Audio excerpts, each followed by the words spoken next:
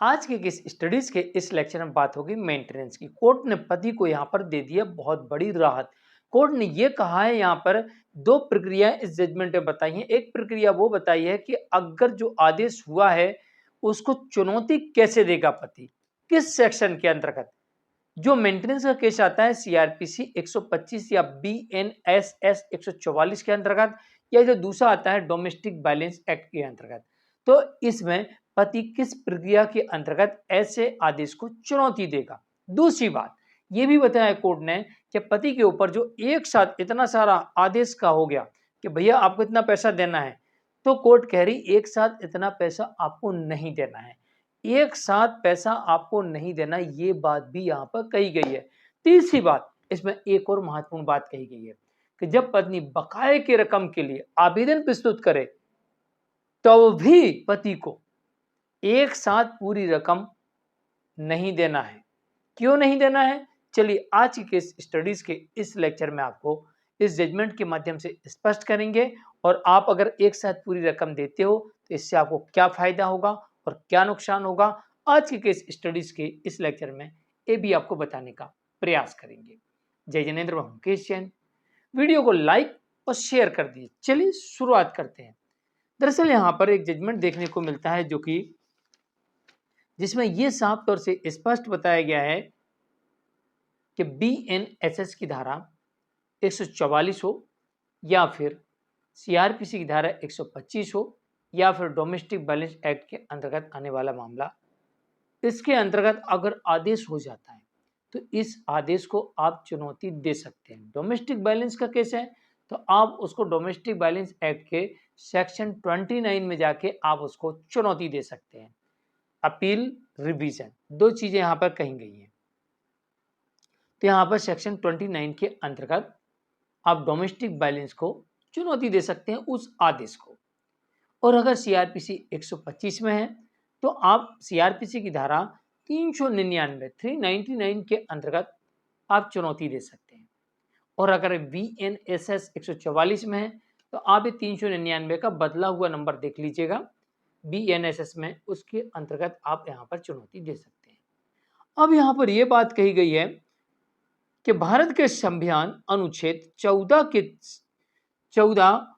की श्रेणी के तहत भी आच्छादित होता है। ये भी कहा गया है कि भैया इस तरीके के मामलों को भारत के संविधान के अनुच्छेद आर्टिकल 14 के अंतर्गत भी किया जा सकता है, ये भी कहा गया। साथ ये तो होगी प्रक्रिया की बात कि भाई आर्टिकल की बात भी यहाँ पर बता दी कोर्ट ने कि भाई आर्टिकल 14 के अंतर्गत भी आप चुनौती दे सकते हो। और आप यहाँ पर सीआरपीसी का सीआरपीसी में, बीएनएसएस का बीएनएसएस में और डोमेस्टिक वायलेंस का डोमेस्टिक वायलेंस एक्ट में चुनौती दे सकते हो, अपील के लिए, रिवीजन के लिए। ठीक, ये हो गया यहां तक क्लियर आदेश को चुनौती देने के लिए।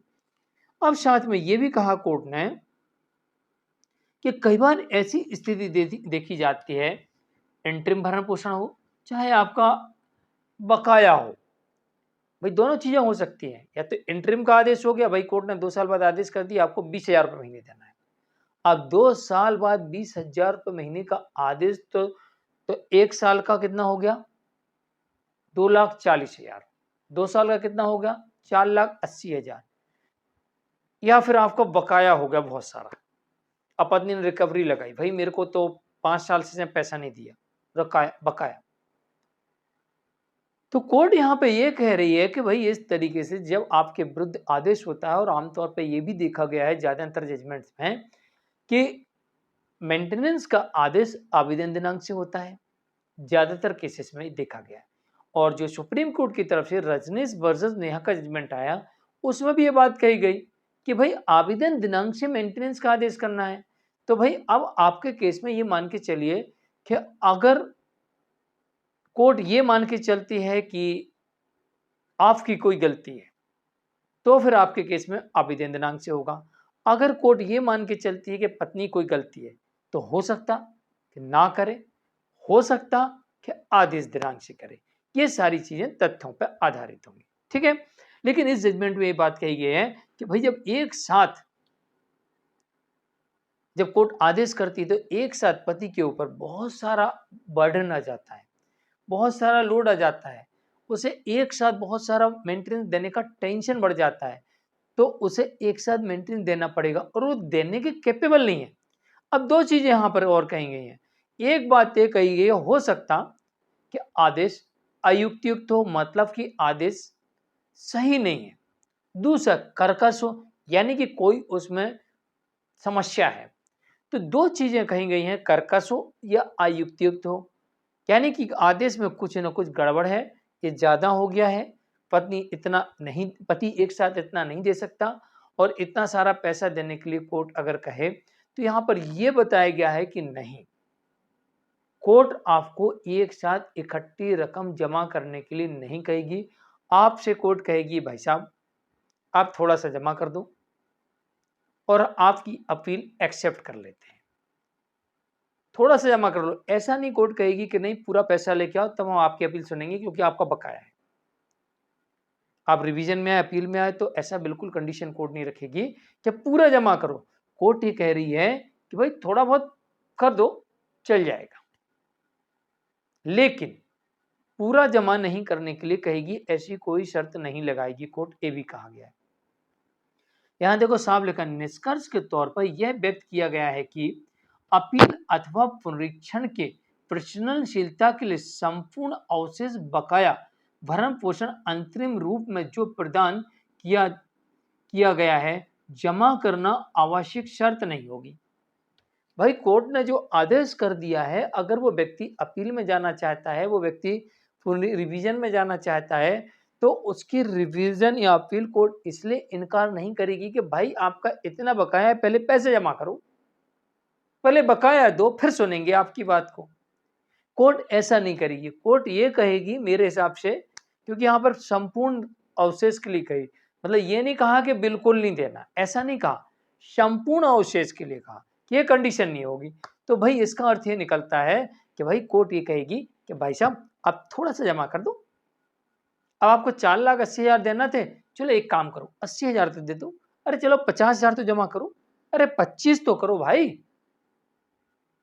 तो आपकी परिस्थितियों को देखते हुए कोर्ट कहेगी कि भाई साहब आप इतना पैसा जमा कर दो, आपकी हम अपील ले लेते हैं, सुन लेते हैं उसको, अगर कुछ गड़बड़ होगा उसमें तो ठीक कर देंगे, नहीं होगा तो स्थिर रख देंगे, लेकिन सुनेंगे तभी जब आपको ये पैसा, कुछ रकम तो कोर्ट के सामने जमा करना पड़ेगा।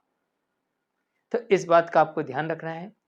आपके ऊपर मेंटेनेंस का कोई केस आता है, किसी भी सेक्शन किसी भी एक्ट के अंतर्गत जब से आता है, एक अपना अनुमान लगा लीजिए कि मुझे इतने रुपए पर मंथ पत्नी को भरण पोषण देना पड़ सकता है, तो उतनी रकम आप एक अकाउंट में अलग से जमा करते जाएं, ताकि जब ऐसा कोई आदेश हो तो भले आप अपील में जाते हैं, रिवीजन में जाते हैं, लेकिन कोर्ट कह रही है कुछ तो जमा करना पड़ेगा, तो आपके पास में कुछ रकम तो हो।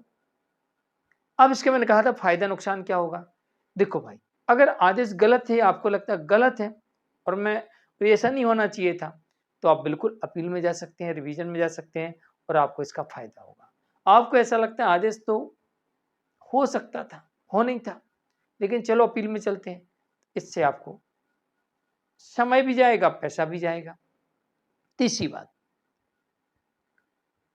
अगर गलत आदेश हुआ, कोर्ट ने उसे ठीक कर दिया, तो आपको जो जितना पैसा देना था आधा भी दे दिया होगा आपने, कोर्ट ने कहा नहीं 20 नहीं 10,000 रुपये महीने देना, तो ठीक है आपने आधा दे दिया, तो अब नहीं देना, चुकता हो गया आज तक, आधा नहीं देना क्योंकि आधे से आधा हो गया।